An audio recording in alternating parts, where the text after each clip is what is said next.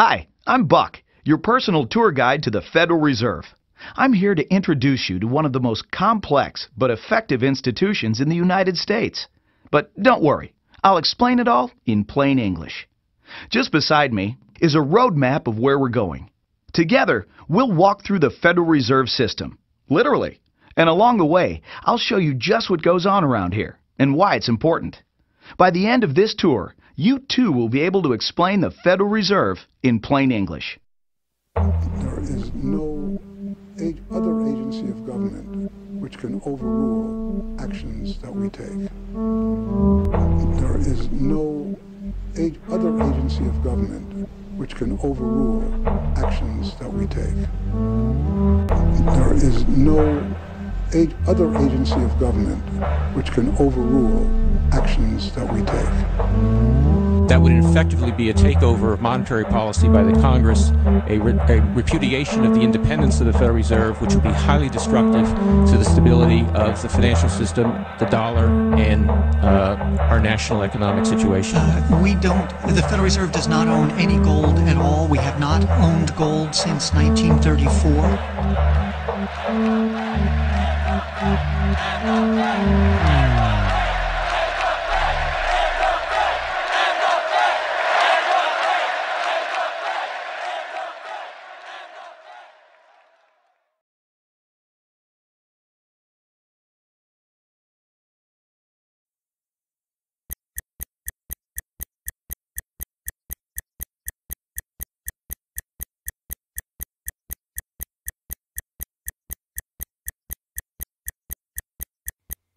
All our lives, we've been told that economics is boring. It's dull. It's not worth the time it takes to understand it. And all our lives, we've been lied to.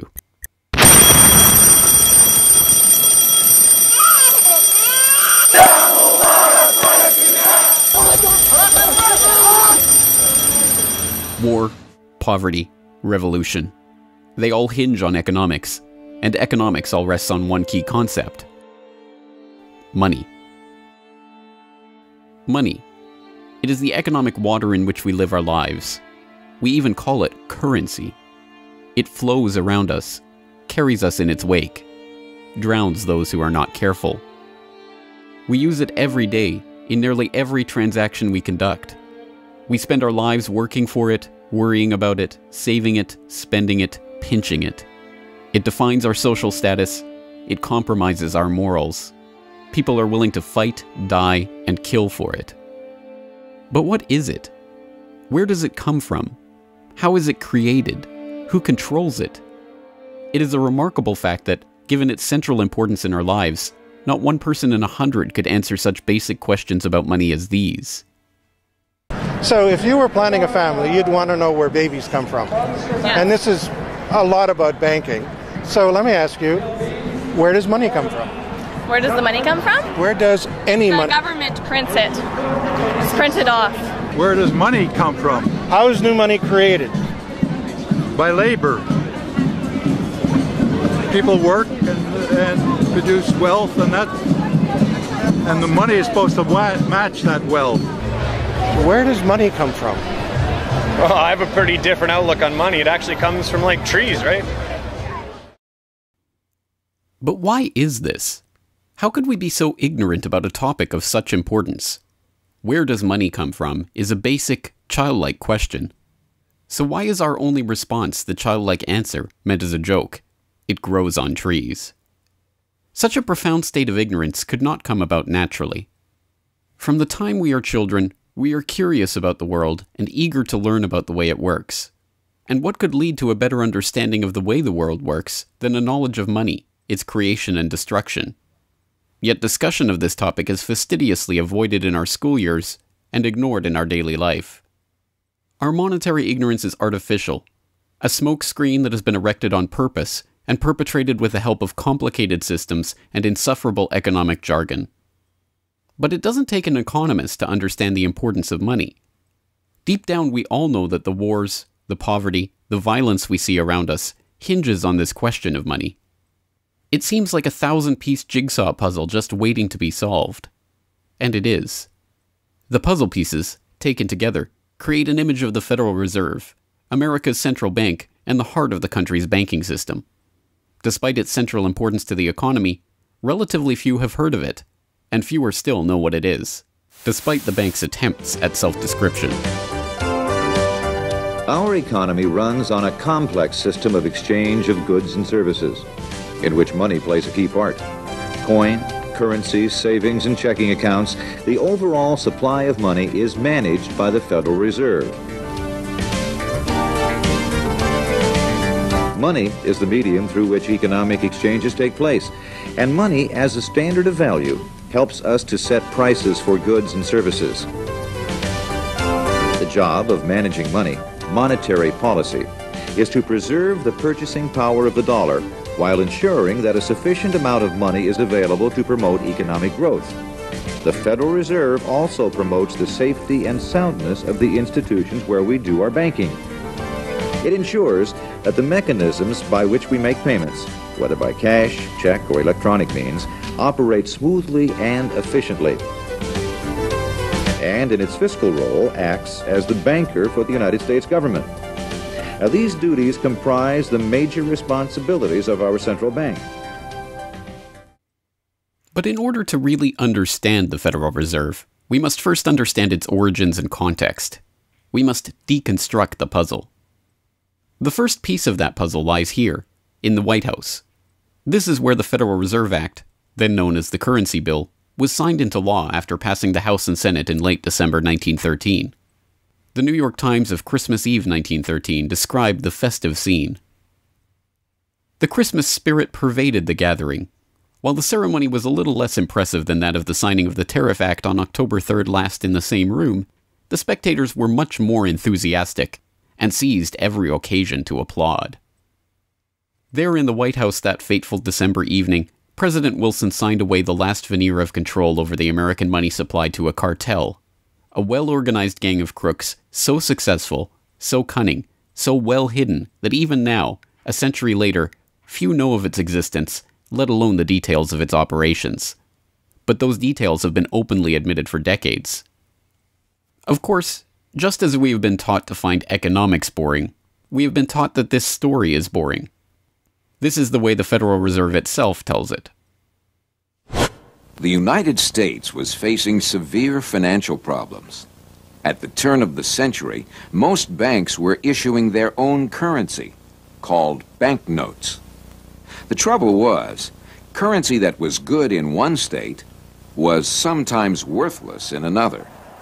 People began to lose confidence in their money, since it was only as sound as the bank that issued it. Fearful that their bank might go out of business, they rushed to exchange their banknotes for gold or silver.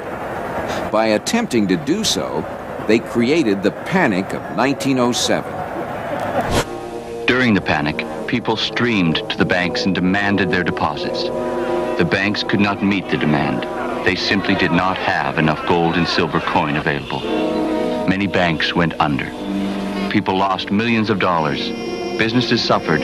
Unemployment rose, and the stability of our economic system was again threatened. Well, this couldn't go on. If the country was going to grow and prosper, some means would have to be found to achieve financial and economic stability. To prevent financial panics like the one in 1907, President Woodrow Wilson signed the Federal Reserve Act into law in 1913. But this is history as told by the victors. A revisionist vision in which the creation of a central bank to control the nation's money supply is merely a boring historical footnote, about as important as the invention of the zipper or an early 20th century hula hoop craze. The truth is that the story of the secret banking conclave that gave birth to that Federal Reserve Act is as exciting and dramatic as any Hollywood screenplay or detective novel yarn, and all the more remarkable for the fact that it is all true. We pick up the story, appropriately enough, under cover of darkness. It was the night of November 22nd, 1910, and a group of the richest and most powerful men in America were boarding a private rail car at an unassuming railroad station in Hoboken, New Jersey. The car, waiting with shades drawn to keep onlookers from seeing inside, belonged to Senator Nelson Aldrich, the father-in-law of billionaire heir to the Rockefeller dynasty, John D. Rockefeller Jr. A central figure on the influential Senate Finance Committee where he oversaw the nation's monetary policy, Aldrich was referred to in the press as the general manager of the nation. Joining him that evening was his private secretary Shelton, and a who's who of the nation's banking and financial elite. A. Pyatt Andrew, the Assistant Treasury Secretary, Frank Vanderlip, President of the National City Bank of New York, Henry P. Davison, a senior partner of J.P. Morgan Company, Benjamin Strong Jr., an associate of J.P. Morgan and president of Bankers Trust Co., and Paul Warburg, heir of the Warburg banking family and son-in-law of Solomon Loeb of the famed New York investment firm Kuhn, Loeb and Company. The men had been told to arrive one by one after sunset to attract as little attention as possible. Indeed, secrecy was so important to their mission that the group did not use anything but their first names throughout the journey so as to keep their true identity secret even from their own servants and waitstaff. The movements of any one of them would have been reason enough to attract the attention of New York's voracious press, especially in an era where banking and monetary reform was seen as a key issue for the future of the nation. A meeting of all of them, now that would surely have been the story of the century. And it was. Their destination? The secluded Jekyll Island off the coast of Georgia, home to the prestigious Jekyll Island Club whose members included the Morgans, Rockefellers, Warburgs, and Rothschilds. Their purpose? Davison told intrepid local reporters who had caught wind of the meeting that they were going duck hunting. But in reality, they were going to draft a reform of the nation's banking industry in complete secrecy. G. Edward Griffin, the author of the best-selling The Creature from Jekyll Island and a longtime Federal Reserve researcher, explains. What happened is that the banks decided that since there was going to be legislation anyway to control their industry, that they wouldn't just sit back and wait and see what happened and cross their fingers that it would be okay. They decided that to do what so many cartels do today, they decided to take the lead, and they would be the ones calling for regulations and reform. They like the word reform, and the American people are suckers for the word reform. You just put that into any corrupt piece of legislation, call it reform, and people say, oh, I'm all for reform, and so they vote for it or accept it. So that's what they were doing. They decided we will reform our own industry. In other words, we will create a cartel, and we will give the cartel the power of government. We'll take our cartel agreement so that we can self-regulate to our advantage, and we'll call it the Federal Reserve Act. And then we'll take this cartel agreement to Washington and convince those idiots there to pass it into law. And that basically was the strategy. It was a brilliant strategy. Of course, we see it happening all the time, and certainly in our own day today, we see the same thing happening in other cartelized industry. Right now, we're watching it unfold in the field of healthcare, but at that time, it was banking, all right? And so the banking cartel wrote their own rules and regulations, called it the Federal Reserve Act, got it passed into law, and it was very much to their liking because they wrote it.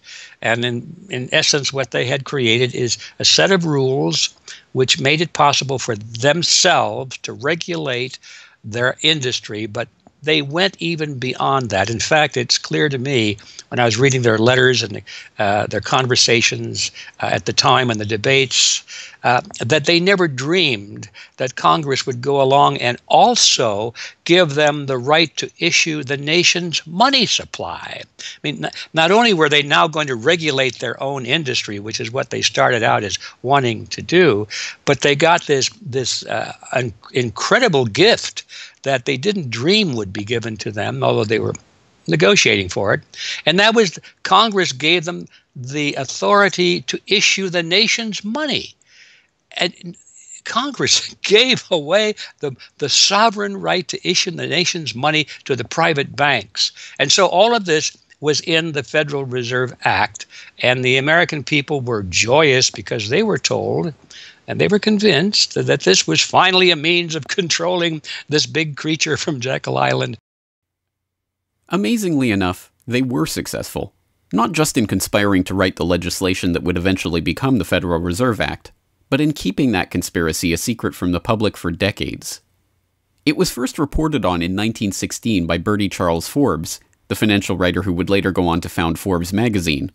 But it was never fully admitted until a quarter century later, when Frank Vanderlip wrote a casual admission of the meeting in the February 9, 1935 edition of the Saturday Evening Post. I was as secretive, indeed as furtive, as any conspirator. I do not feel it is any exaggeration to speak of our secret expedition to Jekyll Island as the occasion of the actual conception of what eventually became the Federal Reserve System.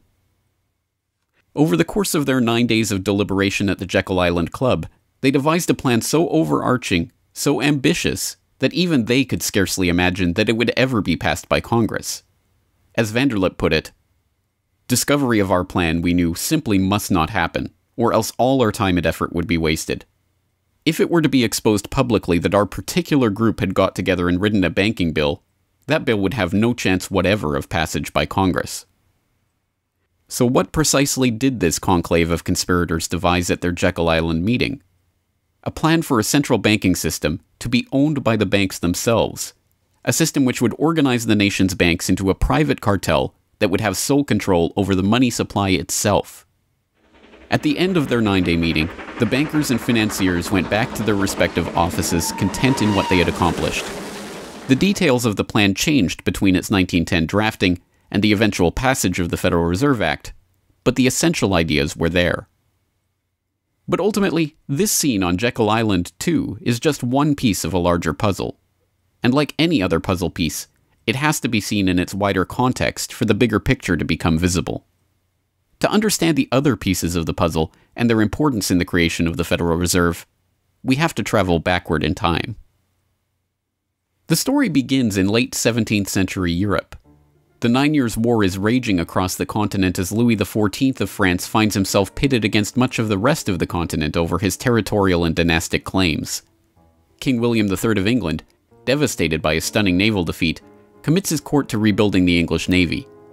There's only one problem: money. The government's coffers have been exhausted by the waging of the war, and William's credit is drying up. A Scottish banker, William Patterson, has a banker's solution. A proposal to form a company to lend £1 million to the government at 6% plus £5,000 management fee, with the right of note issue. By 1694, the idea has been slightly revised, a £1.2 million loan at 8% plus £4,000 for management expenses. But it goes ahead. The magnanimously titled Bank of England is created. The name is a carefully constructed lie, designed to make the bank appear to be a government entity. But it is not. It is a private bank owned by private shareholders for their private profit, with a charter from the king that allows them to print the public's money out of thin air and lend it to the crown. What happens here at the birth of the Bank of England in 1694 is the creation of a template that will be repeated in country after country around the world. A privately controlled central bank lending money to the government at interest, money that it prints out of nothing. And the jewel in the crown for the international bankers that creates this system is the future economic powerhouse of the world, the United States. In many important respects, the history of the United States is the history of the struggle of the American people against the banksters that wish to control their money. By the 1780s, with colonies still fighting for independence from the crown, the bankers will get their wish. In 1781, the United States is in financial turmoil. The Continental, the paper currency issued by the Continental Congress to pay for the war, has collapsed from overissue and British counterfeiting. Desperate to find a way to finance the end stages of the war, Congress turns to Robert Morris, a wealthy shipping merchant who was investigated for war profiteering just 2 years earlier. Now, as Superintendent of Finance of the United States from 1781 to 1784, he is regarded as the most powerful man in America, next to General Washington. In his capacity as Superintendent of Finance, Morris argues for the creation of a privately owned central bank deliberately modeled on the Bank of England that the colonies were supposedly fighting against. Congress, backed into a corner by war obligations and forced to do business with the bankers just like King William in the 1690s, acquiesces and charters the Bank of North America as the nation's first central bank. And exactly as the Bank of England came into existence loaning the British Crown £1.2 million, the BNA started business by loaning $1.2 million to Congress. By the end of the war, Morris has fallen out of political favor and the Bank of North America's currency has failed to win over a skeptical public. the BNA is downgraded from a national central bank to a private commercial bank chartered by the state of Pennsylvania. But the bankers have not given up yet. Before the ink is even dry on the Constitution, a group led by Alexander Hamilton is already working on the next privately owned central bank for the newly formed United States of America. So brazen is Hamilton in the forwarding of this agenda that he makes no attempt to hide his aims or those of the banking interests he serves. A national debt, if it is not excessive, will be to us a national blessing, he wrote in a letter to James Duane in 1781. It will be a powerful cement of our union. It will also create a necessity for keeping up taxation to a degree which, without being oppressive, will be a spur to industry. Opposition to Hamilton and his debt-based system for establishing the finances of the U.S. is fierce. Led by Jefferson and Madison, the bankers and their system of debt enslavement is called out for the force of destruction that it is, with Thomas Jefferson writing, "The spirit of war and indictment, since the modern theory of the perpetuation of debt, has drenched the earth with blood and crushed its inhabitants under burdens ever accumulating." Still, Hamilton proves victorious. The first Bank of the United States is chartered in 1791 and follows the pattern of the Bank of England and the Bank of North America almost exactly. A privately owned central bank with the authority to loan money that it creates out of nothing to the government. In fact, it is the very same people behind the new bank as were behind the old Bank of North America. It was Alexander Hamilton, Robert Morris's former aide, who first proposed Morris for the position of financial superintendent, and the director of the old Bank of North America, Thomas Willing, is brought in to serve as the first director of the first Bank of the United States. Meet the new banking bosses, same as the old banking bosses. In the first 5 years of the bank's existence, the U.S. government borrows $8.2 million from the bank, and prices rise 72%. By 1795, when Hamilton leaves office, the incoming Treasury Secretary announces that the government needs even more money and sells off the government's meager 20% share in the bank, making it a fully private corporation. Once again, the U.S. economy is plundered while the private banking cartel laughs all the way to the bank that they created. By the time the bank's charter comes due for renewal in 1811, the tide has changed for the money interests behind the bank. Hamilton is dead, shot to death in a duel with Aaron Burr. The bank-supporting Federalist Party is out of power. The public are wary of foreign ownership of the central bank, and what's more, don't see the point of a central bank in time of peace. Accordingly, the charter renewal is voted down in the Senate, and the bank is closed in 1811. Less than a year later, the U.S. is once again at war with England. After 2 years of bitter struggle, the public debt of the U.S. has nearly tripled from $45.2 million to $119.2 million. With trade at a standstill, prices soaring, inflation rising, and debt mounting, President Madison signs the charter for the creation of another central bank, the Second Bank of the United States, in 1816. Just like the two central banks before it, it is majority privately owned and is granted the power to loan money that it creates out of thin air to the government. The 20-year bank charter is due to expire in 1836, but still in his first term, President Andrew Jackson has already vowed to let it die prior to renewal. Believing that Jackson won't risk his chance for re-election in 1832 on the issue, the bankers forward a bill to renew the bank's charter in July of that year, 4 years ahead of schedule. Remarkably, Jackson vetoes the renewal charter and stakes his re-election on the people's support of his move. In his veto message, Jackson writes in no uncertain terms about his opposition to the bank. Whatever interest or influence, whether public or private, has given birth to this act, it cannot be found either in the wishes or necessities of the executive department, by which present action is deemed premature, and the powers conferred upon its agent not only unnecessary, but dangerous to the government and country. It is to be regretted that the rich and powerful too often bend the acts of government to their selfish purposes. If we cannot at once, in justice to interests vested under improvident legislation, make our government what it ought to be, we can at least take a stand against all new grants of monopolies and exclusive privileges, against any prostitution of our government to the advancement of the few at the expense of the many, and in favor of compromise and gradual reform in our code of laws and system of political economy. The people side with Jackson, and he's re-elected on the back of his slogan, "Jackson and no bank." The president makes good on his pledge. In 1833, He announces that the government will stop using the bank and will pay off its debt. The bankers retaliate in 1834 by staging a financial crisis and attempting to pin the blame on Jackson, but it's no use. On January 8, 1835, President Jackson succeeds in paying off the debt, and for the first and only time in its history, the United States is free from the debt chain of the bankers.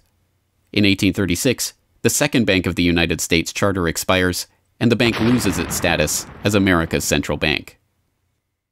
It is 77 years before the bankers can regain the jewel in their crown, but it is not for lack of trying. Immediately upon the death of the bank, the banking oligarchs in England react by contracting trade, removing capital from the US, demanding payment in hard currency for all exports, and tightening credit. This results in a financial crisis known as the Panic of 1837, and once again Jackson's campaign to kill the bank is blamed for the crisis. Throughout the late 19th century, the United States is rocked by banking panics brought about by wild banking speculation and sharp contractions in credit. By the dawn of the 20th century, the bulk of the money in the American economy has been centralized in the hands of a small clique of industrial magnates, each with a near monopoly on a sector of the economy. There are the Astors in real estate, the Carnegies and the Schwabs in steel, the Harrimans, Stanfords, and Vanderbilts in railroads, the Millens and the Rockefellers in oil. As all of these families start to consolidate their fortunes, they gravitate naturally to the banking sector. And in this capacity, they form a network of financial interests and institutions that centered largely around one man, banking scion and increasingly America's informal central banker in the absence of a central bank, John Pierpont Morgan. John Pierpont Morgan, or Pierpont as he prefers to be called, is born in Hartford, Connecticut in 1837 to Junius Spencer Morgan, a successful banker and financier. Morgan rides his father's coattails into the banking business, and by 1871 is partnered in his own firm, the firm that was eventually to become J.P. Morgan and Company. It is Morgan who finances Cornelius Vanderbilt's New York Central Railroad. It is Morgan that finances the launch of nearly every major corporation of the period, from AT&T to General Electric to General Motors to DuPont.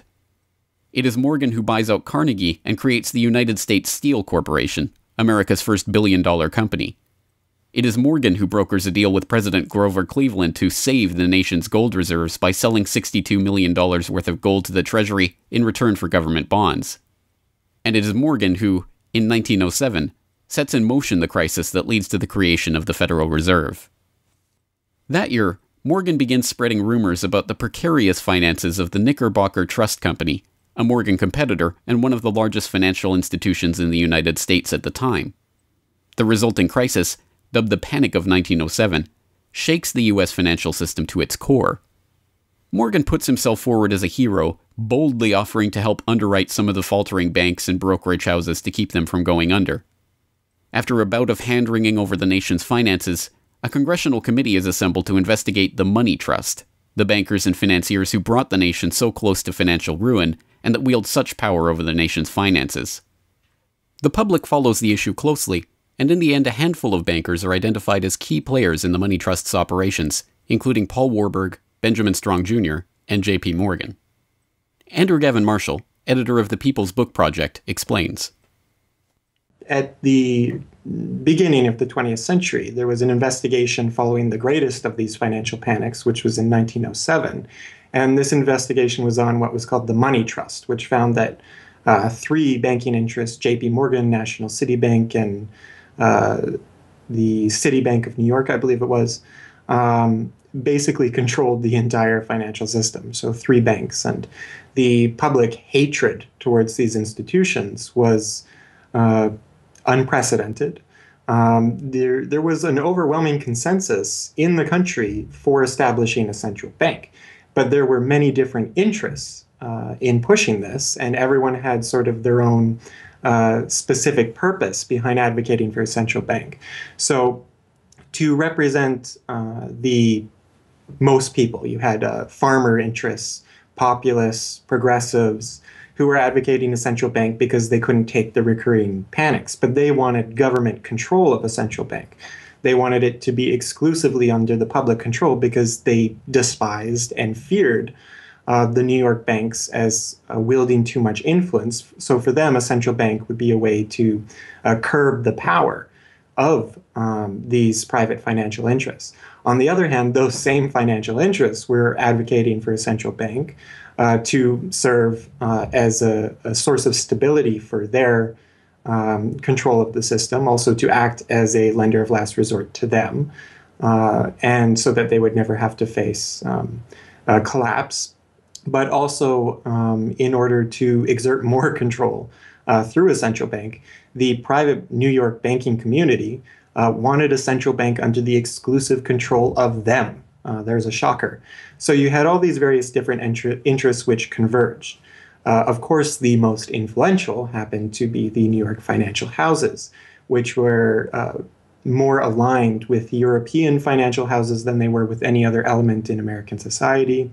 The main individual behind the founding of the Federal Reserve was Paul Warburg, who was a partner with Kuhn, Loeb and Company, European banking house. His brothers were prominent bankers in Germany at that time, and he had, of course, close connections with every major financial and really big industrial firm in the United States and most of those existing in Europe. And he was discussing all these ideas with his fellow compatriots in advocating for a central bank. In 1910, Warburg got the support of a senator named Senator Aldrich, whose family later married into the Rockefeller family. Again, I'm sure just a coincidence, but Aldrich invited Warburg and a number of other bankers to a private secret meeting on Jekyll Island, just off the coast of Georgia, where they met in 1910 to discuss the construction of a central bank in the United States, but one which, of course, would be owned and serve the interests of the private bankers. Aldrich then, in 1911, presented this as the Aldrich Plan or the Aldrich Bill in the U.S. Congress, and it was actually voted out. The public, suspicious of Senator Aldrich's banking connections, ultimately reject the Jekyll Island Cabal's Aldrich Plan. The cabal does not give up, however. They simply revise and rename their plan, giving it a new public face, that of Senator Robert Owen and Representative Carter Glass. In the end, the money trust that was behind the Panic of 1907 uses the public's own outrage against them to complete their consolidation of control over the banking system. The newly retitled Federal Reserve Act is signed into law on December 23, 1913, and the Fed begins operations the next year.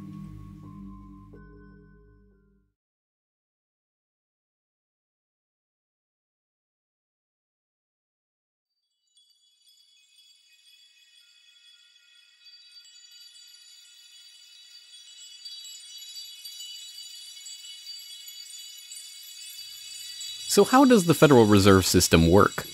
What does it do? Who owns and controls it? These are the basic questions that would get to the heart of the fundamental question, what is money? And that is why the answer to these questions have been shrouded in impenetrable economic jargon. Even the Federal Reserve's own educational propaganda, which has an unusual tendency towards cutesy animation and talking down to its audience, has a difficult time summarizing the Fed's mission and responsibilities. According to the Fed, to achieve these goals, the Fed, then and now, combines centralized national authority through the Board of Governors, remember that on the map, with a healthy dose of regional independence through the reserve banks.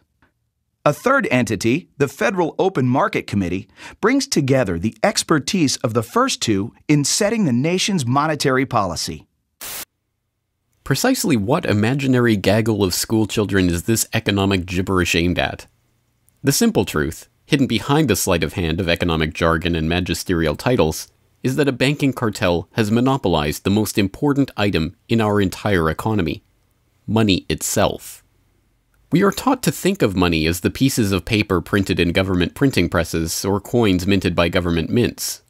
While this is partially true, in this day and age, the actual notes and coins circulating in the economy represent only a tiny fraction of the money in existence. Over 90% of the money supply is in fact created by private banks as loans that are payable back to the banks at interest. Although this simple fact is obscured by the wizards of Wall Street and gods of money who want to make the money creation process into some special art of alchemy carefully overseen by the government, the truth is not hidden from the public. In December 1977, the Federal Reserve Bank of New York published another of its dumbed-down cartoon-ridden information pamphlets for the general public, attempting to explain the functions of the Federal Reserve System. There in black and white, they carefully explain the money creation process. Commercial banks create checkbook money whenever they grant a loan, simply by adding new deposit dollars to accounts on their books in exchange for a borrower's IOU. Banks create money by monetizing the private debts of businesses and individuals. That is, they create amounts of money against the value of those IOUs. There it is, in plain English. The vast majority of money in the economy, the checkbook money in our accounts at the bank, and that we use in our electronic transfers and digital payments, is created not by a government printing press, but by the bank itself. It is created out of thin air as debt, owed back to the bank that created it at interest. This means that bank loans are not money taken from other bank depositors, but new money simply conjured into existence and placed into your account. And the bank is able to create much more money than it has cash to back up those deposits. The Fed claims to be the entity overseeing and backing up the banking industry. It was established, according to its own propaganda, to stabilize the system and prevent bank runs like the Panic of 1907 from happening again. Throughout much of the 1800s, almost any organization that wanted could print its own money. As a result, many states, banks, and even one New York druggist did just that. In fact, at one time, there were over 30,000 different varieties of currency in circulation. Imagine the confusion. Not only were there multitudes of currencies, some were redeemable in gold and silver, others were backed by bonds issued by regional governments. It was not unusual for people to lose faith both in the value of their currency and in the entire financial system. With many people trying to withdraw their deposits at once, sometimes the banks didn't have enough money on hand to pay their depositors. Then, when the funds ran out, the banks suspended payment temporarily, and some even closed. People lost their entire savings, and sometimes regional economies suffered. Obviously, something had to be done. And in 1913, something was. In that year, President Woodrow Wilson signed into effect the Federal Reserve Act. This act created the Federal Reserve System to provide a safer and more stable monetary and banking system. If that was indeed its aim, it signally failed to do so in running up one of the greatest bubbles in American history to that point in the 1920s, just a decade after its creation. The popping of that bubble, of course, led directly into the Great Depression and one of the greatest periods of mass poverty in American history. Economists have long argued that the Fed itself was the cause of the Depression by its complete mismanagement of the money supply. As former Federal Reserve Chairman Ben Bernanke admitted in a speech commemorating Fed critic Milton Friedman's 90th birthday, regarding the Great Depression, "You're right, we did it. We're very sorry. But thanks to you, we won't do it again." Price stability is another cited tenet of the Federal Reserve's mandate. But here, too, the Fed has completely failed to live up to its own standards. Aside from the banking system, the Federal Reserve has another responsibility that's probably even more important. It's in charge of something called monetary policy. Basically, it means trying to keep prices stable to avoid inflation. Say you buy a CD today for $14. But what if next year the price of the CD jumped to $20 or $50? Not because of a change in supply or demand, but because all prices were going up. That's inflation. There are a lot of different causes of inflation, but one of the most important is too much money. The Fed can adjust the money supply by injecting money into the system electronically or by withdrawing money from the economy. Think of it.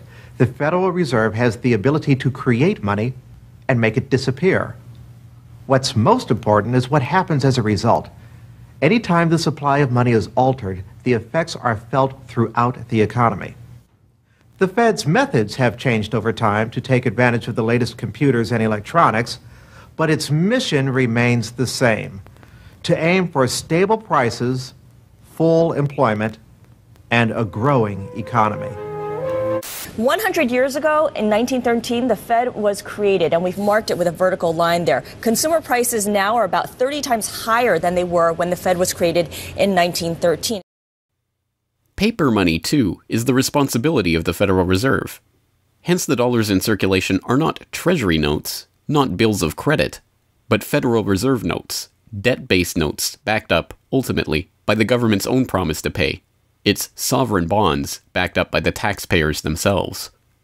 At one time, the Federal Reserve banks were legally required to keep large stockpiles of gold in reserve to back up these notes. But that requirement was abandoned, and today the notes are backed up mostly by government securities.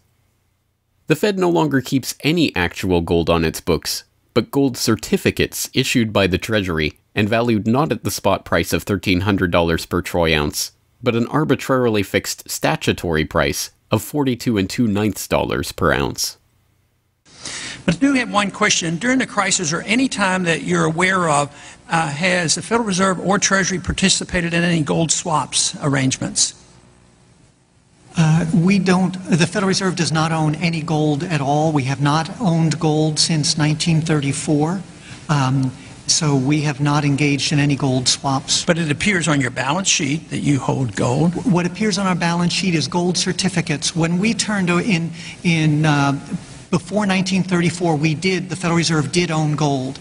We turned that over by law to the Treasury and received in return for that gold certificates. If the Treasury entered into, because under the Exchange Stabilization Fund, I would assume they probably have the legal authority to do it. They wouldn't be able to do it then because you have the securities for essentially all the gold? No, we have no interest in the gold that is owned by the Treasury. We have simply an accounting document that is called gold certificates that represents the value at a statutory rate and still that we gave to the Treasury in 1930. And still measured at $42 an ounce, which makes no sense whatsoever. Clearly, there is a discrepancy between what we are led to believe is motivating the Fed and what it actually does. To understand what the Fed is actually intended to do, it's first important to understand that the Federal Reserve is not a bank per se, but a system.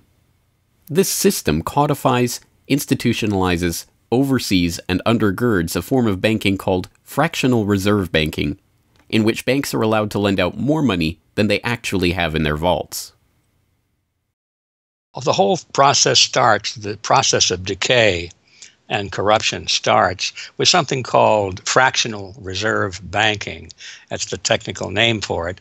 And what that really means is that as the banking institution developed over several centuries, starting, of course, in Europe, it developed the practice of legalizing a certain dishonest accounting procedure. In other words, in the very, very beginning, if you want to go all the way back, people would bring their gold or silver to the banks for safekeeping.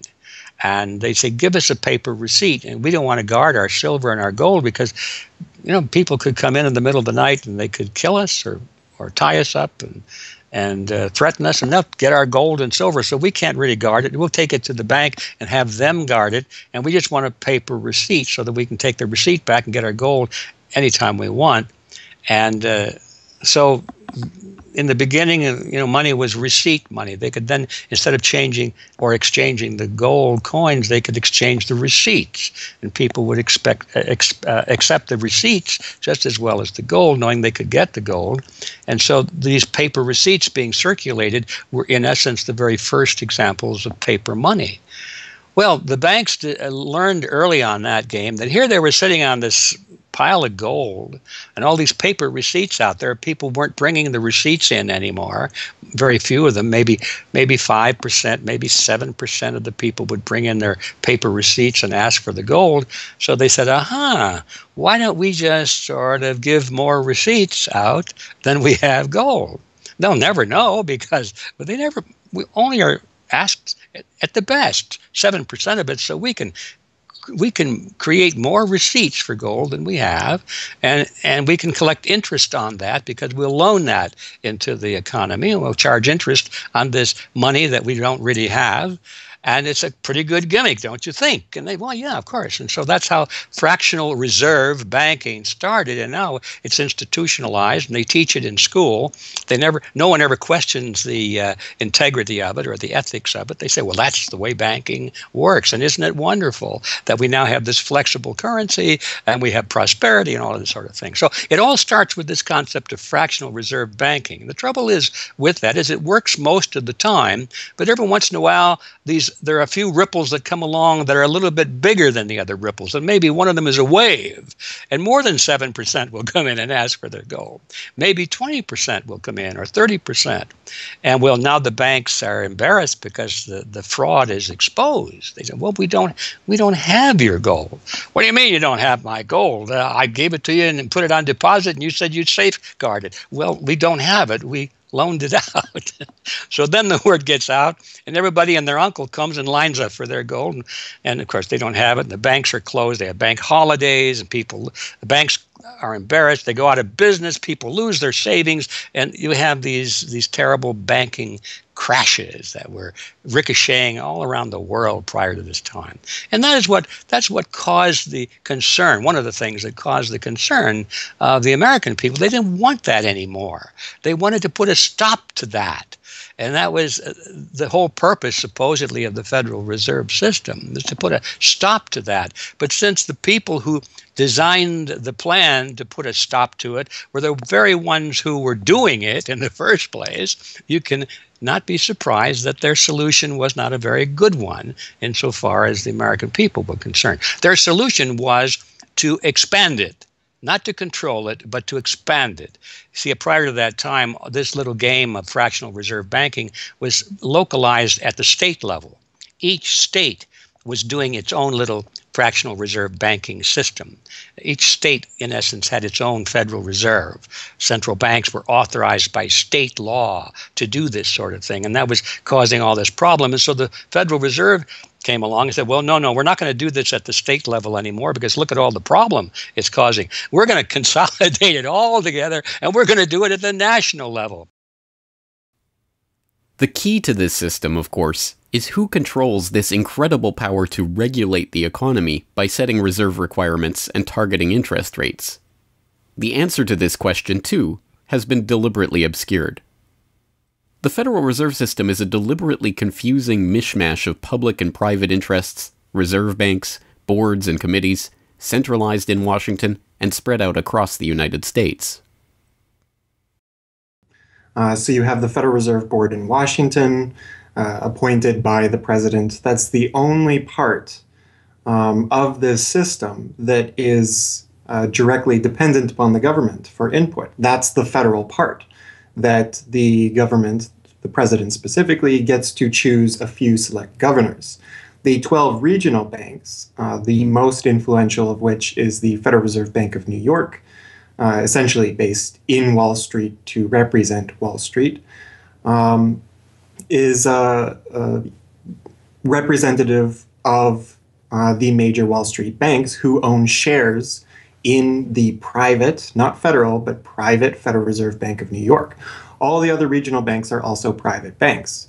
They vary according to how much influence they wield, but the Kansas City Fed is influential, the St. Louis Fed, the Dallas Fed. But the New York Fed is really the center of this system. And precisely because it represents the Wall Street banks who appoint the leadership of the New York Fed. So the New York Fed has a lot of public power, but no public accountability. It has no oversight.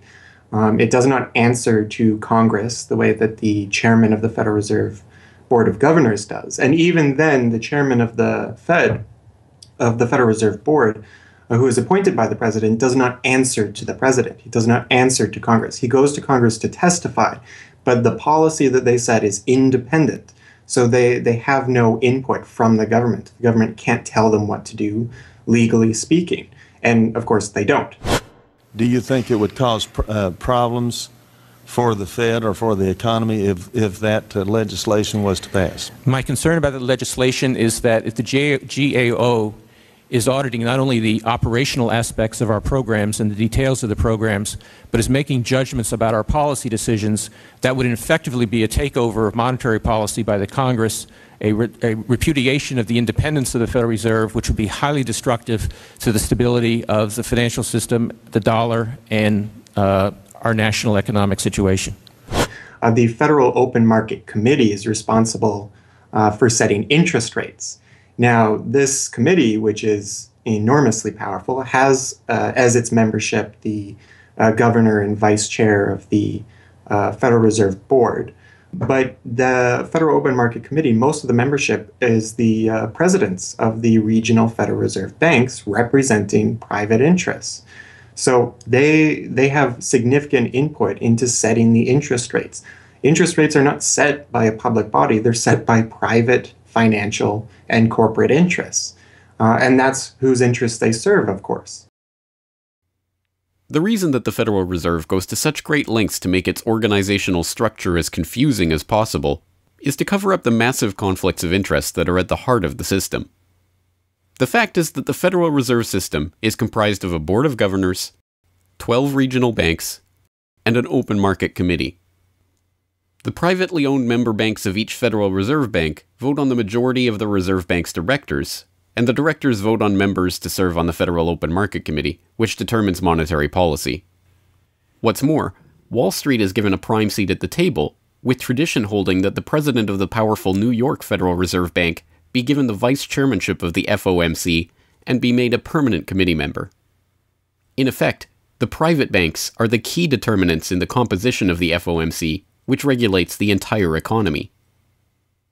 According to the Fed, its monetary policy decisions do not have to be approved by the president or anyone else in the executive or legislative branches of government, it does not receive funding appropriated by the Congress, and the terms of the members of the Board of Governors span multiple presidential and congressional terms. Or, in the words of Alan Greenspan, what is the proper relationship, what should be the proper relationship between a chairman of the Fed and a president of the United States? Well, first of all, the Federal Reserve is an independent agency, and that means basically that there is no other agency of government which can overrule actions that we take. The Fed goes on in its self-mythologization to state that it is not a private, profit-making institution. This characterization is dishonest at best, and an outright lie at worst. The regional banks are themselves private corporations, as noted in a 1928 Supreme Court ruling. Instrumentalities like the national banks or the Federal Reserve Banks, in which there are private interests, are not departments of the government. They are private corporations in which the government has an interest. This point is even admitted by the Federal Reserve's own senior counsel. Our regulations do specify overall terms for the lending, but the day-to-day operation of the banking activities are conducted by the Federal Reserve banks. They are banks, and indeed they do lend, and they do interact they're their with own depositors. agency then, essentially, They are not in that agencies. regard. Yes, they're not agencies, Your Honor. They're persons under FOIA. Each Federal Reserve Bank, the stock is owned by the member banks in the district, 100% privately held. They have private boards of directors. Majority of those boards are appointed by the independent banks, private banks in the district. They are not agencies. These private corporations issue shares that are held by the member banks that make up the system, making the banks the ultimate owners of the Federal Reserve Banks. Although the Fed's profits are returned to the Treasury each year, the member banks' shares of the Fed do earn them a 6% dividend. According to the Fed, the fixed nature of these returns means that they are not being held for profit. Despite the dishonest nature of this description, however, it is important to understand that the bankers who own the Federal Reserve indeed do not make their money from the Fed directly. Instead, the benefits are much less obvious and much more insidious. The simplest way that this can be understood is that, as a century of history and a specific example of the last financial crisis shows, the Fed was used as a vehicle to bail out the very bankers who own the Fed banks in the most obvious example of fascistic collusion imaginable.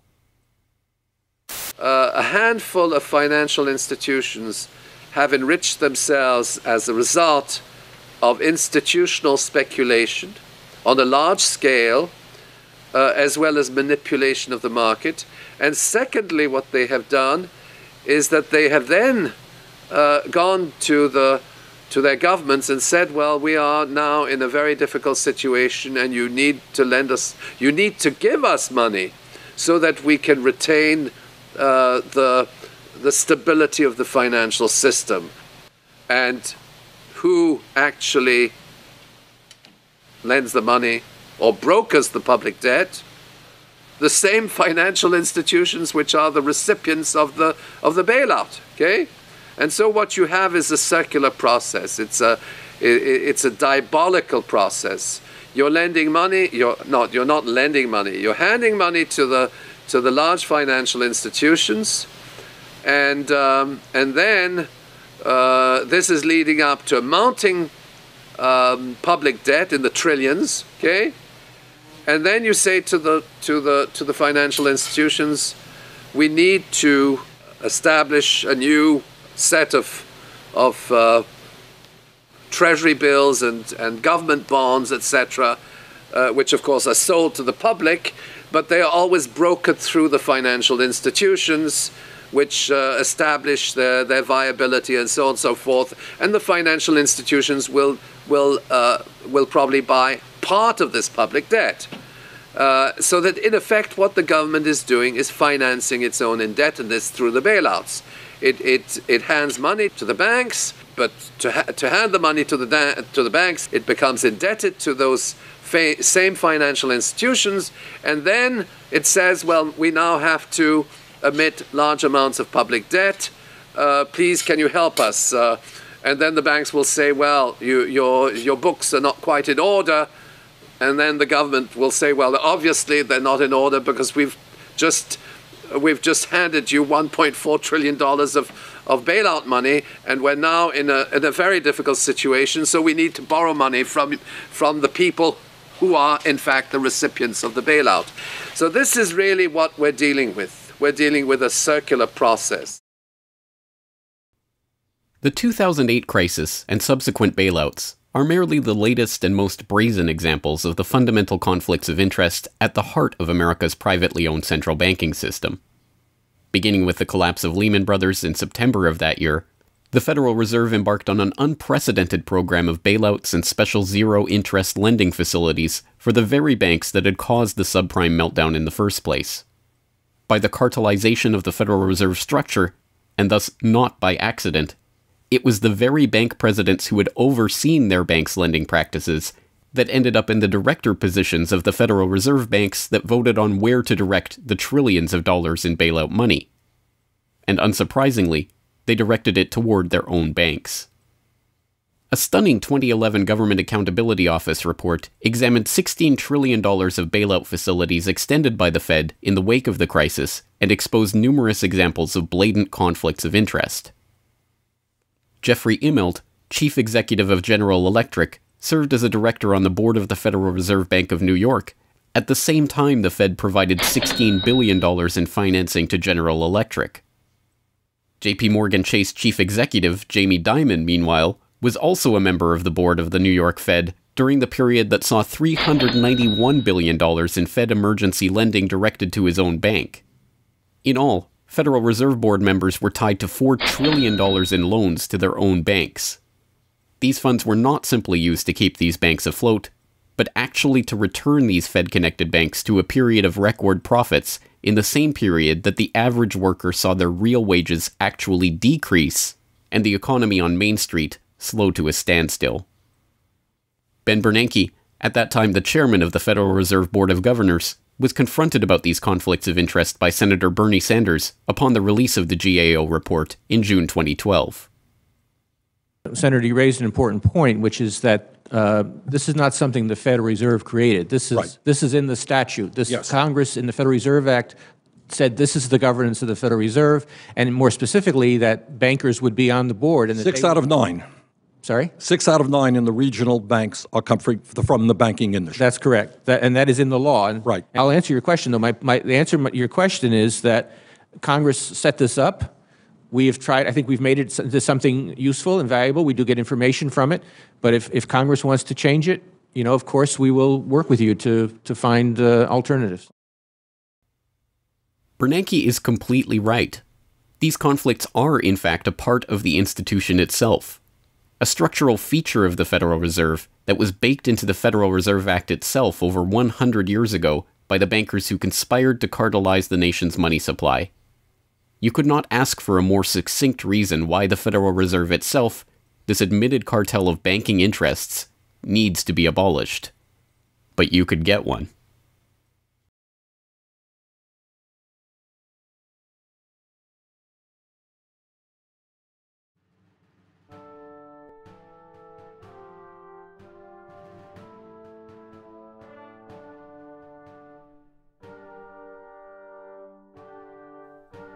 We now know that for centuries, the people of the United States have been at war with the international banking oligarchs. That war was lost, seemingly for good, in 1913, with the creation of the Federal Reserve. With the passage of the Federal Reserve Act, President Woodrow Wilson consigned the American population to a century in which the money supply itself has depended on the whims of the banking cabal. A century of booms and busts, bubbles and depressions, has led to a wholesale redistribution of wealth toward those at the very top of the system. At the bottom, the masses toil in relative poverty, single-income households becoming double-income households out of necessity, their quality of life being slowly eroded as the Federal Reserve notes that pass for dollars are themselves devalued. Worse yet, the fraud itself perpetuates Alexander Hamilton's persistent myth that a national debt is necessary at all. The US is now locked into a system whereby the government issues bonds to generate the funds for their operations, bonds that are backed up by the taxation of the public's own labor. The perpetrators of this fraud, meanwhile, remain in the shadows, largely ignored by a general public that could instantly recognize the latest Hollywood heartthrob or pop idol, but have no clue what the head of Goldman Sachs or the New York Fed does, let alone who they are. This cabal bear allegiance to no nationality, no philosophy or creed, no code of ethics. They are not even motivated by greed, but power. The power that the control of the money supply inevitably brings with it. After a person has all the money in the world that you could possibly use to buy anything you want, what's left to capture your imagination? And the answer, of course, is power. Power over people. Now, money is power over people, but there's another power over people as well, and that is the political power, the social power. And I think this has now become the dominant driving force of these people. They've already got the money. They've got it locked down.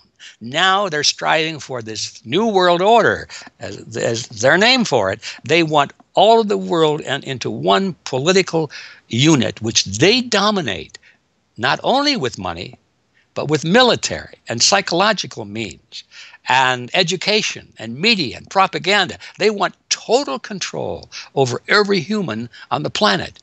And by golly, they're moving pretty rapidly in that direction. It did not take long for this lust for power to rear its head. In 1921, just 7 years after the Fed began operations, the same J.P. Morgan-connected banking elite that founded the Federal Reserve incorporated an organization called the Council on Foreign Relations with the goal of taking over the foreign policy apparatus of the United States, including the State Department. In this quest, it was remarkably successful. Although there are only about 4,000 members in the organization today, its membership has included 21 Secretaries of Defense, 18 Treasury Secretaries, 18 Secretaries of State, 16 CIA directors, and many other high-ranking government officials, military officers, business elite, and, of course, bankers. The first director of the CFR was John W. Davis, J.P. Morgan's personal lawyer and a millionaire in his own right. Together with its sister organizations in Britain and elsewhere around the world, these groups would work together toward what they called a new world order of total financial and political control directed by the bankers themselves. As Carroll Quigley, noted Georgetown historian and mentor of Bill Clinton, wrote in his 1966 work, Tragedy and Hope, A History of the World in Our Time, the powers of financial capitalism had a far-reaching aim, nothing less than to create a world system of financial control in private hands, able to dominate the political system of each country and the economy of the world as a whole. This system was to be controlled in a feudalist fashion by the central banks of the world acting in concert, by secret agreements arrived at in frequent private meetings and conferences. The apex of the system was to be the Bank for International Settlements in Basel, Switzerland, a private bank owned and controlled by the world's central banks, which were themselves private corporations. This is why the bankers and their partners in government and business conspired to bring about the 2008 crisis. Not for the pursuit of money, but power. In the same way the bankers used the panic of 1907 to consolidate their control over the money supply, they hope to use the 2008 crisis and subsequent panics, which they themselves have created, to consolidate their political control. The International Summit for the Global Financial Crisis has been expanded from G7 to G20 because the leading 7 developed countries cannot solve the crisis alone. This expanded meeting raises the question whether a new global financial system will be created. So is this some sort of a new world order, which Gordon Brown kind of alluded to? British Prime Minister Gordon Brown has described the quote-unquote guiding principles to be addressed at the summit. They are transparency, sound banking, responsibility, integrity, and get this, global governance, unquote. I think a new world order is emerging, and with it the foundations of a new and progressive era of international cooperation. The inevitable conclusion, one that flows necessarily from the true understanding of this situation, is that the Federal Reserve System needs to be consigned to the dustbin of history. After a century of enslavement, it is time for the American public to finally throw off the bankers' debt chains. If there was ever a point in human history to start questioning alternatives, this would be it. And to think that where we are and simply say, oh, well, this is the best of our options. How many of the best options lead to self-destruction? Doesn't sound like a best option. I think that with a world of 7 billion people, we can probably come up with something better than a system in which a few thousand people benefit so much at the expense of everything else on this world, and at the expense of the potential for the future of mankind. They're leveraging our future. And so long as we accept this way of thinking, so long as we accept these institutions as having dominance, that's the direction we'll be going. So I think reform is a good way to try and stall and to push back directly against the expanding and evolving power structures. But radical change is what's really needed, and that has to be built from the bottom up. But I think that these two processes can and should go together in parallel. If you've made it this far, congratulations. You are now better informed on the economic history of the United States and the truth about the Federal Reserve than 99% of the population. If you do nothing else, then just working to get those around you educated on this information alone will have a profound effect. Once they learn of the scam, many are motivated to do something about it, and they, in turn, inform others.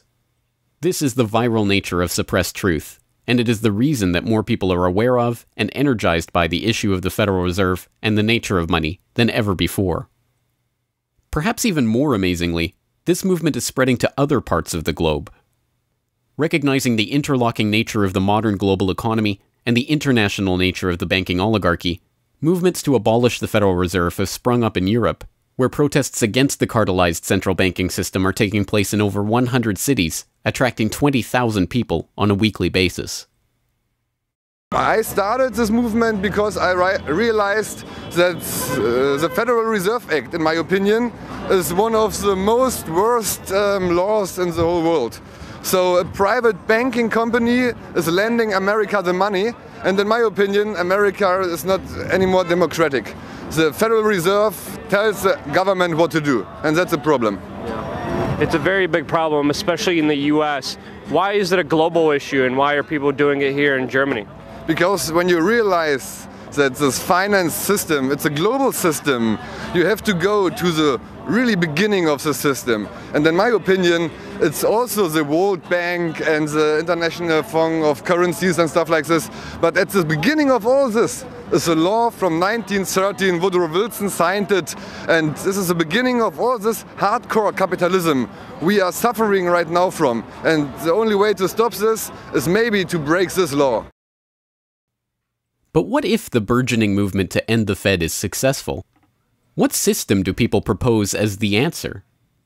There have been several proposals along different lines by various researchers. Some argue for a return to America's colonial roots of debt-free money issued by state-run banks, pointing to the Bank of North Dakota as one already functioning, successful model of this approach. We've had two banking systems ever since the 1860s, with the state bank system and the federal bank system. And the federal bank system are the big Wall Street banks, particularly. They dominate the federal system. So they're taking over right now. I mean, in California, we don't even have any local banks where I am. They're now, we had two, and I had accounts in both of them, and they're now, one of them is Chase Bank, and the other is U.S. Bank. So they're both big Wall Street banks now. They've been taken over. So if you can keep, it's the local banks that have an interest in serving the local business. The big banks have no interest in making loans to local business. It's too risky. Why should they bother? They've got this virtually free money they can get from the Fed and from each other, and it's much more lucrative to them either to speculate in commodities or other things abroad, or what works very well for them is to buy long-term government bonds at 3%, because these have no capital requirement. The capital requirement for government bonds are zero. So they can buy all of those that they want. Whereas if they buy, let's say, mortgages, or if they make loans for mortgages, or they make loans to businesses, then they have to worry about their capital requirement. And as soon as they've used up all their capital, in other words, $8 of capital will get you $100 of loans, then they can't make any more loans. They have to wait for 30 years till those loans get paid off. So what they do, if they do buy mortgages, is sell them off to investors. And so that was the whole mortgage-backed securities scam that we've seen. They had no motivation to make sure that these borrowers were actually sound borrowers. They just wanted to make a sale, so they sold the stuff to the unwary investors who might be somebody in Iceland or Sweden or pension funds. Yeah, so that didn't work out so well. So a state bank with the partnering with the local banks can provide the capital, can help them with capital. In North Dakota, the state bank guarantees the loans of the local banks, allowing them to make much bigger loans than they could otherwise. And the state bank provides liquidity to the small banks. That's why the small banks, the local banks, aren't making loans to small business right now, because they don't know that they can get money from the other banks as needed. The way banking works is they make the loan first. I mean, if you have credit lines to many different businesses, and if they all hit up their credit lines at once, you're going to run out of money. So you don't dare do that unless you know that you can get short-term loans from the other banks. And what's happening right now, even though there's $1.6 trillion in excess reserves sitting on the books of the big banks, they're not available to the little banks. And the reason is because the Fed is paying 0.25% interest on those reserves. So the banks have no incentive to lend them to the little banks. Why let go of them when you can make just as much keeping them, and then you still have your reserves, and you can use them as collateral to buy bonds or something that'll make you more money. So the whole system is messed up. And in North Dakota, the Bank of North Dakota provides the liquidity for these local banks. Others advocate a decentralized system of alternative and competing currencies that greatly reduce or even eliminate altogether the need for a central bank. Well, 22 years ago in Ithaca, New York, I noticed that a lot of people, friends particularly, had skills and time that were not being employed or respected by the prevailing economy. And while we had much desire to create things and trade them with each other, and many services we could provide to each other. We didn't have the money. So, since I have a background in graphic design, journalism, and arrogance, I went to my computer and designed paper money for Ithaca, New York. Designed pretty colorful money, with pictures of children, waterfalls, and trolley cars, and denominated in hours of labor. 1 hour note, half hour, quarter, eighth hour note, 2 hour note, and then began to issue to each of the pioneer traders who had agreed to be listed in the directory a specific starter amount. And the game began. An hour has been worth an hour of basic labor, or 10 US dollars, which at that time, 20 years ago, was double the minimum wage. People who usually expect more than $10 per hour of their service can charge multiple hours per hour, but the denomination puts between us as residents of our community that reminder that we are fellow citizens, not merely winners or losers scrambling for dollars. And it introduces us to each other on the basis of these skills and services that we have, that we are more proud to provide for each other than often is the case with a conventional job, just the stuff we have to do to get the money to pay the bills. So through that trading process, that more intimate scale process within the community, we're more easily able to become friends and lovers and political allies. It's an inspiring story, and tell people about how much money has circulated through this community. I mean, it's important for people to understand just how successful this has been. Because we're not a computer system, we don't have a specific volume of trading recorded, but by the grapevine, by phone surveys, and over the years watching the money move, we were able to guess very reliably at several $1 million equivalent of this money has transacted over those years, making loans without charging interest up to $30,000 value, which is the fundamental monetary revolution in our system. Then as well, making grants of the money to over 100 community organizations. Some argue for currencies whose mathematical nature prevent them from being merely conjured into existence whenever a federal government wants to wage another war of aggression or forge another link in the seemingly endless train of governmental tyranny and abuse. What people have to understand about Bitcoin is that it's a completely decentralized network. There's no central server, there's no controlling company, there's no office. It's just free software that anyone can download and start running on their computer anywhere in the world. And that the Bitcoins themselves can be transferred to or from anyone, anywhere in the world. And it's impossible for any bank or government or entity to block you from sending or receiving those Bitcoins. There's a limited supply of those Bitcoins. There will never, ever, ever be more than 21 million Bitcoins. And so because, like everything, the price is set based on supply and demand, because the supply of Bitcoins is limited and the demand is increasing as more and more people start to use them and more websites start to accept them, the price of Bitcoins in terms of dollars is going to have to increase even a lot more than the $500 per Bitcoin that it is today. Are there any drawbacks at all to the idea of using a cryptocurrency? If you're part of the current power elite that can just print money at will to spend on whatever you feel like, then yeah, the world switching over to Bitcoin is probably not going to benefit you. But if you're one of the normal people that aren't working for the Federal Reserve or any central bank that's printing money to pay to your friends and that sort of thing, then a Bitcoin world is a wonderful thing for you. Sound money, cryptocurrencies, state banks, LETS programs, self-issued credit. These and many other solutions have all been proposed, and many of them are in use in different localities today. Information on all of these ideas and how they are being applied in various parts of the world are widely available online. The point is that the question of what money is and how it should be created is perhaps the single greatest question facing humanity as a whole, and yet it is one that has been almost completely eliminated from the national conversation. Until recently. End the Fed! End the Fed!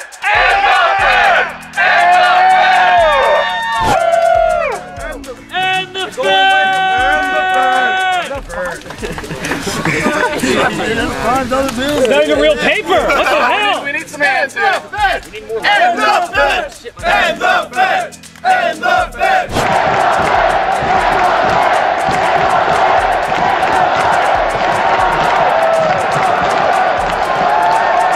I haven't even gotten to that part yet. Will you do it again when I get to that part?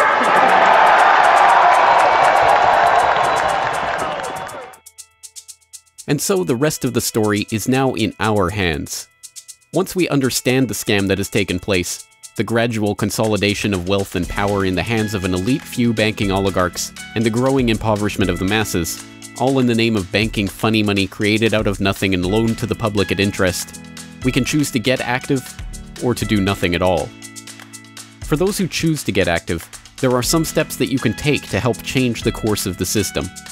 First, follow the links and resources from the transcript of this documentary at corbettreport.com/Federal Reserve to familiarize yourself with the history, the connections, and the functions of the Federal Reserve System. If you can't explain this material to yourself, then you will never be able to teach it to others. Secondly, begin reaching out to others to bring them up to speed on the issue. It can be as simple as broaching this conversation in the Monday morning water cooler talk, or passing out a copy of this documentary, or sending out links to this information to your email list. Insert this topic into your conversations. When people start talking about the national debt, or the state of the economy, or other political talking points, get them to question the roots of these issues, and why there is a national debt at all. Thirdly, when you are able to find or create a group of like-minded people in your area who are engaged with the issue, start a study group on the issue and its solutions. The study group can help source alternative or complementary currencies in the local area, or, if none exist already, the group can form the basis for a community of local businesses and customers who are willing to start experimenting with ways to wean themselves off of the Federal Reserve notes. Fourthly, use the resources at corbettreport.com, including the Federal Reserve information flyer, or hold DVD screenings, to attract interest in your group and draw others into studying the true nature of the monetary system. The work of building up an alternative to the current system can seem daunting, even at times overwhelming. But it is important to keep in mind that the Federal Reserve System that seems so monolithic today has only been around for 1 century. Central banks have been defeated in America before, and they can be defeated again. The question of how we decide to change this system is not rhetorical. It will either be answered by an informed, engaged, active population working together to create viable alternatives and to dismantle the current system, or it will be answered by the same banking oligarchy that has been controlling the money supply, and indeed the lifeblood of the country, for generations. Now, 1 century after the creation of the Federal Reserve System, we have a choice to make. Whether the next century, like the one before it, will be a century of enslavement, or, transformed by the actions and choices that we make in the light of this knowledge, a century of empowerment.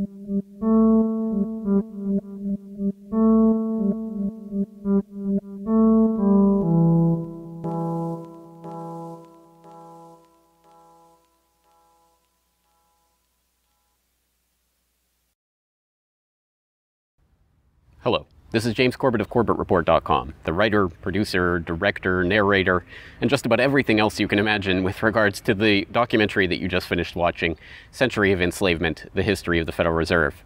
As I mentioned towards the end of that documentary, if you've made it this far, then you are now better informed about the Federal Reserve, its origins, what it is, how it functions, and why it must be opposed than 99% of the general public.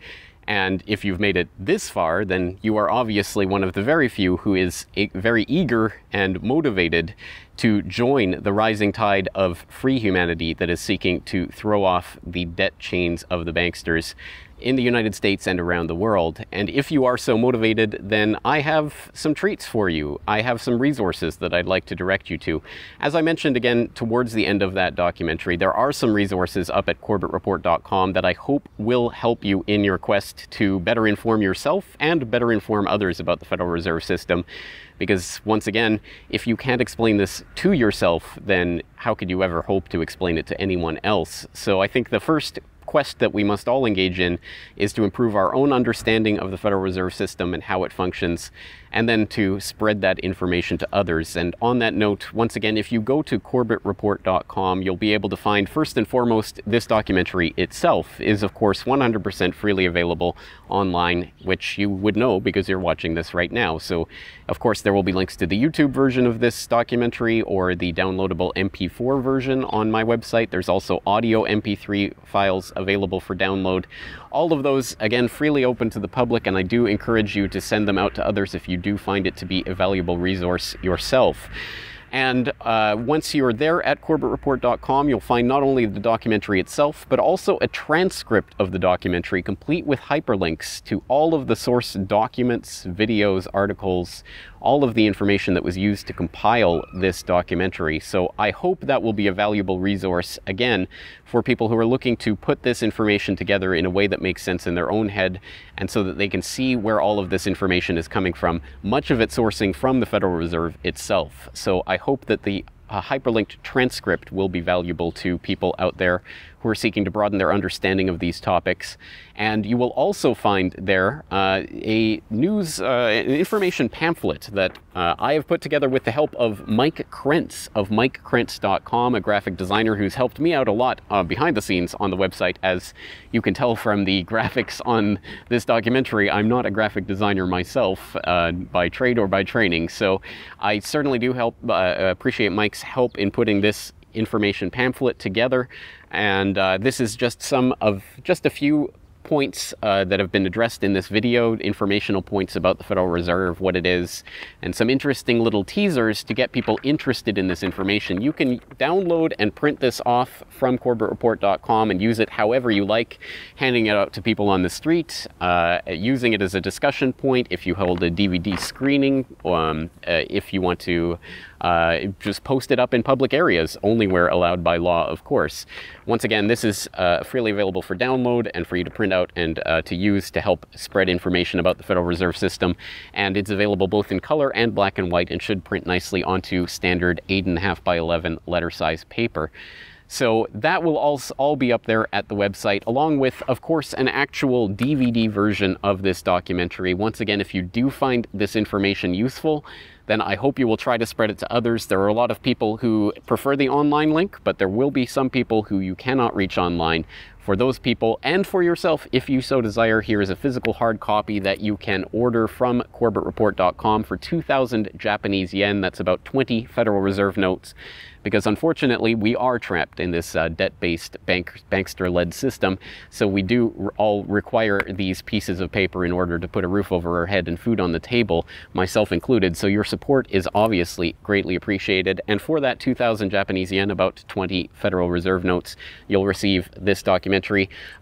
Disc 1 containing the documentary itself. Disc 2, the full 1-hour interview with G. Edward Griffin. So I think, again, a valuable resource for people who are looking for more information about the Federal Reserve.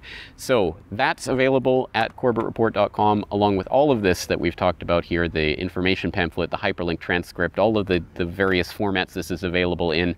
Once again, I've tried to make this as straightforward as possible and also as detailed as possible so that you can start to further your own exploration and understanding of this system that we're facing. Once again, of course, any way that you choose to get this information out to others is greatly appreciated, but if you do want to send the Corbett Report links around, the best one to use is corbettreport.com/Federal Reserve. That will have the documentary in the YouTube format, it will have the downloadable MP3 and MP4 formats, it will have the transcript, it will have the downloadable information pamphlet, and it will also have a link to buy the DVD. So all of that will be there at corbettreport.com/Federal Reserve. Please send people there if you're going to send people anywhere. So once again, I really do salute you for taking time out of your busy day, out of your schedule, to devote yourself to watching and learning and understanding this material, and to helping spread this information and awareness to others, because it is only together that we will ever be able to form the movement that will ultimately turn the tide against the banksters and defeat the Federal Reserve and all of the similarly privately controlled central banks all around the world. So once again, thank you for your time and attention. I'm James Corbett of CorbettReport.com.